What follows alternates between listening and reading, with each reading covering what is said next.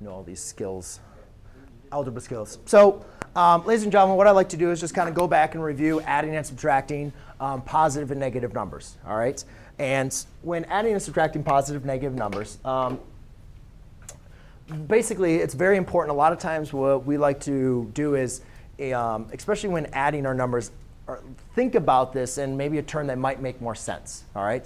And the way that I always like to think about it is, think about if you, positive numbers are money that you have in your pocket, and negative numbers are money that you owe to your friend.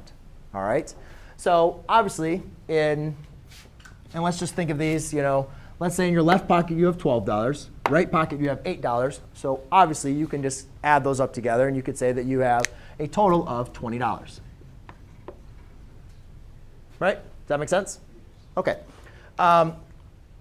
In this case, a lot of times when we're adding a negative, we could always think about that as sometimes also even a subtraction problem. You could also rewrite this as 12 minus 8, all right, which hopefully you guys understand is 4. But the same thing, think about it. If you have $12 in your pocket and you owe your friend $8, and you combine those total together, then therefore you are going to you only have $4, right? If you have $12 in your pocket, you owe your friend 8, you pay him off, you're going to have $4 left.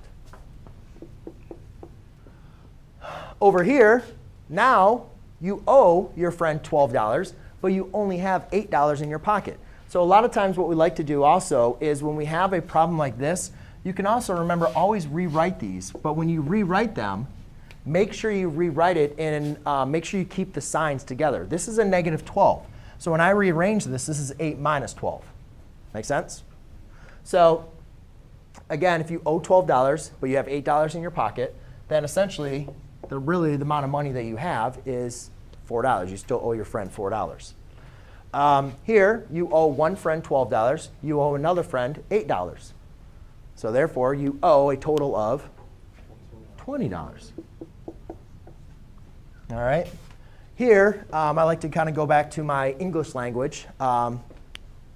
If a lot of times in English, I'm not sure where, but you guys learn like the double negative. Like, I don't not like Stephen Mann sleeping in my class. Right? I don't not. I don't, then not like that. So what that really means is I like it when he sleeps in my class, right? So the double negative kind of like cancel each other out. Well, the same thing. If I'm going to borrow a negative $8, really borrowing a negative $8 is actually just like adding the $8. So that's what we say, like when you subtract a negative, it really just turns into a positive. So therefore, this is positive 20. And then here, I can do the same thing. But negative 12, owe $12, add 8, that equals a negative 4. Anybody have any questions on all this? No? Feel good? OK. So that's pretty much adding and subtracting numbers.